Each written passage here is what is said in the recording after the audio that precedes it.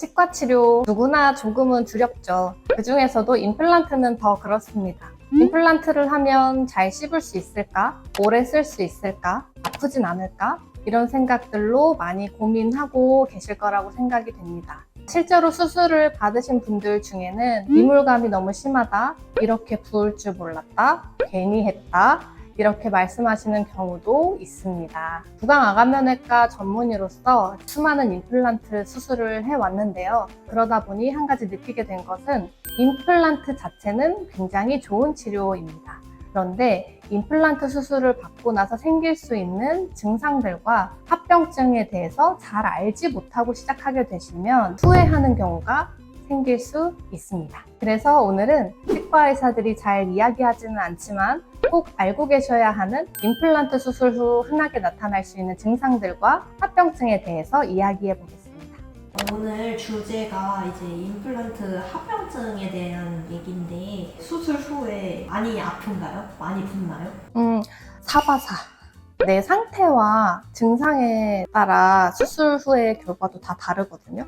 모든 사람이 다 달라요. 그 어떤 사람도 똑같은 결과가 나타나지가 않아요. 물론 성공한다, 실패한다 뭐 이거는 알 수 있지만 사람들마다 통증에 대한 역치도 다르고요. 그리고 또 그런 사람들 있잖아. 나는 뭐만 하면 잘 부어.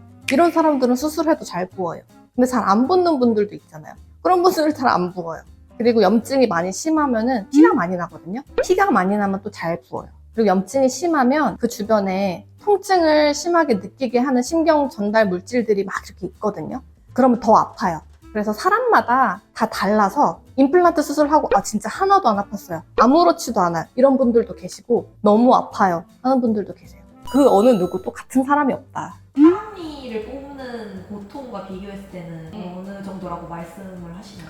사랑니가 특히 매복 사랑니를 뽑았을 때가 제일 아픈데요. 사랑니도 위에 사랑니는 괜찮아요.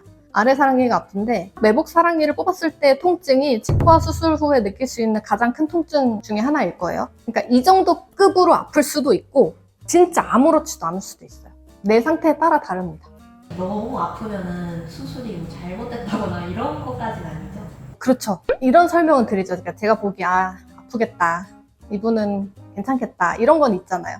그러니까 아플 것 같은 분들한테는 충분히 설명을 드리죠. 마취 풀리고 나면 아프다. 진통제랑 충분히 챙겨드리니까 잘 드시고 오늘은 쉬셔라. 일 못한다. 말씀드립니다. 통증이 없으면 좋겠지만 염증이 심한 경우에는 수술을 잘 한다 하더라도 통증이 있을 수밖에 없다. 그거를 알고 계셔야 됩니다. 수술 후에 통증이나 이제 붓기 관리 방법은 어떻게 되나요? 일단은 저희가 처방드리는 진통제. 저는 좀 진통제를 충분히 드리는 편이거든요. 수술하고 나서 그 마취 풀린 직후는 많이 아파요. 그래서 이제 첫날엔 진통제를 좀 충분히 드리는 편이고 처음에 하루 이틀 정도는 얼음찜질을 하라고 많이 말씀을 드려요. 근데 얼음찜질은 이틀 이상은 하시면 안 되고 뭐 당연히 흡연, 음주 이런 거는 좀 삼가셔야 됩니다. 한 2주 정도는 참아주시는 게. 그러면 많이 나타나는 부작용이 좀 어떤 게 있나요? 간혹 그런 경우도 있을 수 있어요. 수술할 때 옆에 있는 치아들을 건드리거나 한 게 아닌데 수술을 하고 나서 옆에 있는 치아가 시리다거나 통증을 느끼는 경우가 간혹 있거든요. 그런 경우에는 시간이 지나면 괜찮아집니다. 보통 한 일주일에서 한 달 정도 말씀드리는데요. 만약에 통증이 한 달이 넘어서도 계속 있다. 그러면은 이제 이거는 뭔가 문제가 있는 거니까 다시 이제 진단을 받아보셔야 하고 대부분의 경우는 일주일 정도면 그냥 없어져요. 치아들을 주관하는 신경이 하나다 보니까 치료한 부위에서 느끼는 통증을 다른 치아가 아프다고 느낄 수도 있어요. 그리고 인접치의 경우에는 그러니까 수술한 직후에는 치유 과정이 활발하게 일어나고 사실 이 치유 과정이라는 게 염증 반응이 선행이 되고 그다음에 치유가 오는 거거든요. 이 염증 반응이 일어나게 되면은 이 통증을 느끼는 이제 신경 전달 물질들이 막 나와요. 그러면은 주변 치아도 아프다고 느끼는 경우도 있는 것 같고 굳이 건드리지 않았지만 아픈 경우가 가끔 있습니다. 흔치는 않아요, 그런 경우. 그러면 시림 증상이 나타나면은 관리를 어떻게 하면 좋을까요? 안 건드리시면 돼요. 아무래도 이제 수술을 하게 되면은 그쪽에 상처가 있는 거니까 그쪽으로는 이제 씹지 말라고 말씀을 드리는데 그러면 이제 자연히 반대쪽으로 씹게 돼요. 근데 또 이제 반대쪽으로 씹을 때 내가 원래는 양쪽으로 씹다가 한쪽으로 이제 씹는 힘이 쏠리면 사람이 씹는 힘이 되게 강하거든요. 여기가 또 탈이 나요. 턱관절도 아플 수 있고 치아도 아플 수 있어요. 과한 힘을 계속 받게 되면 치아가 시리고 씹을 때 아프게 되거든요. 그 다음에 턱이 아픈 경우도 생겨요. 한쪽으로 어쩔 수 없이 이제 수술을 하고 나서 씹게 되면은 아무래도 좀 부드러운 음식, 예전이랑 똑같이 드시려고 하면 안 되고 부드럽고 씹기 쉬운 걸로 씹으셔야 하고, 또 씹을 때도 제가 말씀드리는 게 너무 꼭꼭 씹지 말라고. 우리나라 음식이 꼭꼭 씹어야 되는 음식이 많아요. 특히 이제 김치랑 나물류가 굉장히 씹기 어려운 음식이거든요. 6년 이상에서 치아들이 많이 닳고 깨져서 시려서 오시는 분들이 많은데, 이런 경우는 치아가 너무 과한 힘을 긴 세월 동안 받아서 그렇게 된 거거든요.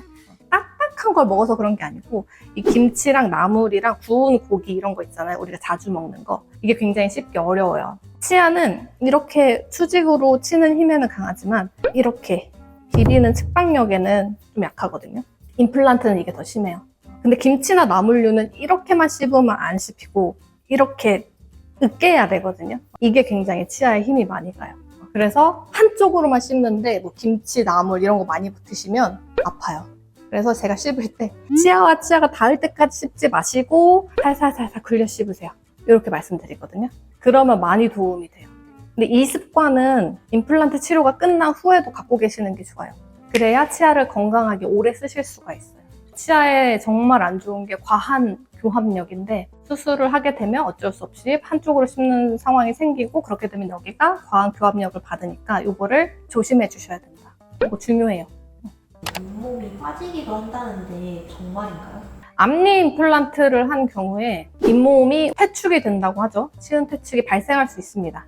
특히 잇몸도 다 사람마다 다 다르거든요. 어떤 사람은 얇은 사람이 있고요. 어떤 사람은 두꺼운 사람이 있어요. 피부가 얇다, 두껍다 이렇게 말하는 것처럼 잇몸도 그렇게 다르거든요. 잇몸이 얇으신 분들, 치조골까지 얇은 분들이 치은 퇴축이 발생할 확률이 높죠. 잇몸이 두꺼운 분들은 상대적으로 그런 확률이 낮고. 그래서 앞니 임플란트 할 때는 그런 경우가 생길 수도 있습니다. 그런 거는 처음에 보실 때 예상이 가능한가요? 그렇죠. 그거는 이제 예상이 가능한 부분이죠. 앞니 임플란트 하는 경우에 그래도 어느 정도는 잇몸이 두꺼운 분들도 치아가 있을 때보다는 조금 올라가고, 또 잇몸에 염증이 많았던 경우에는 부어있는 상태거든요. 근데 염증이 치료가 되면서 부어있는 게 가라앉으면서 잇몸이 쑥 커지는 경우도 생겨요.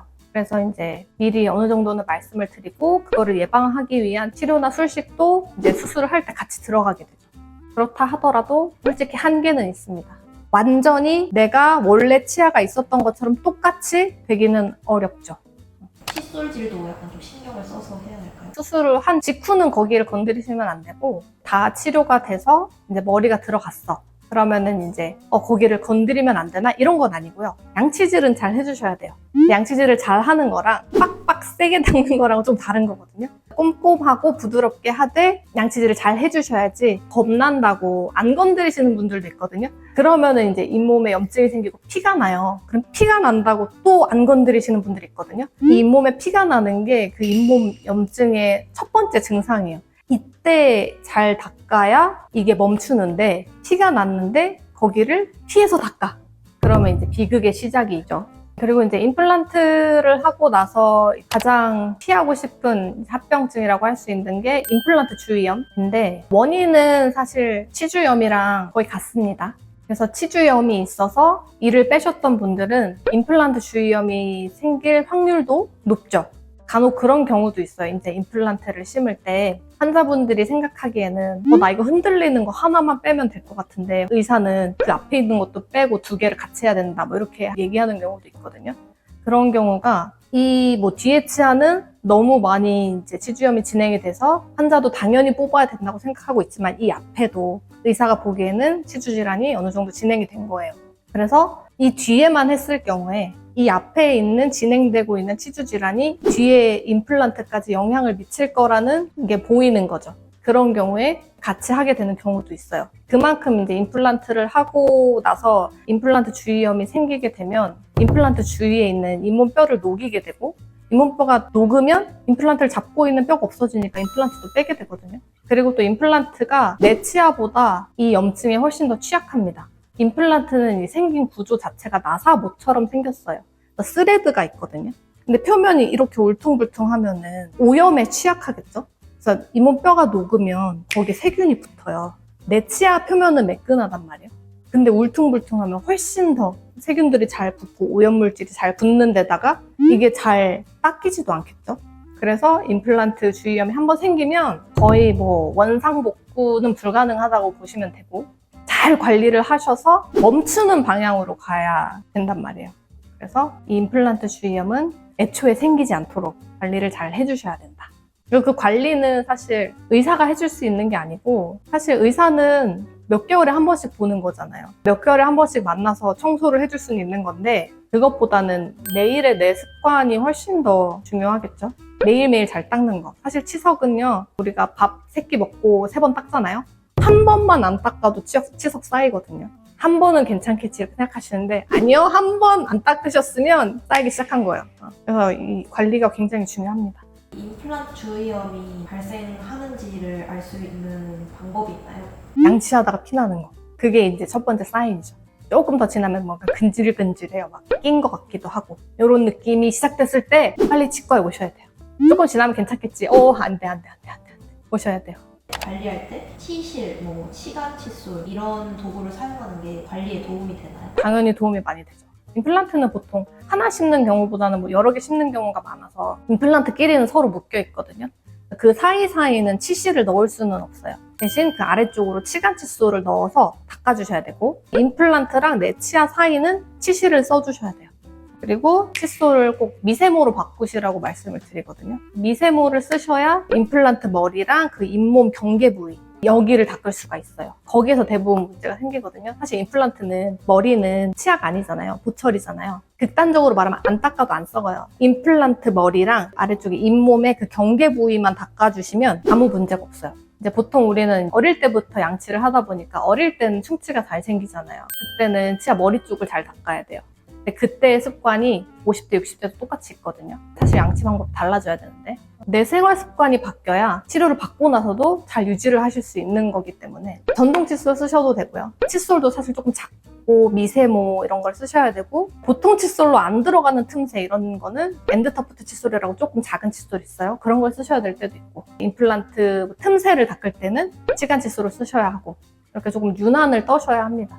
오늘 임플란트 하고 나서 생길 수 있는 증상들과 합병증에 대해서 말씀드렸는데요. 임플란트 수술은 수술이 끝났다고 해서 끝이 난 게 아닙니다. 사실은 임플란트 치료가 끝난 다음에 관리가 훨씬 더 중요하고요.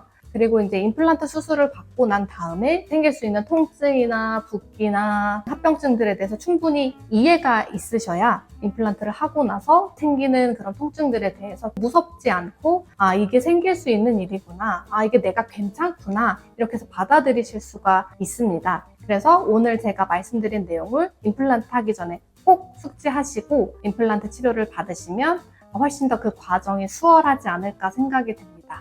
지금까지 치과의사, 구강아가면외과 전문의 정혜인이었습니다. 감사합니다.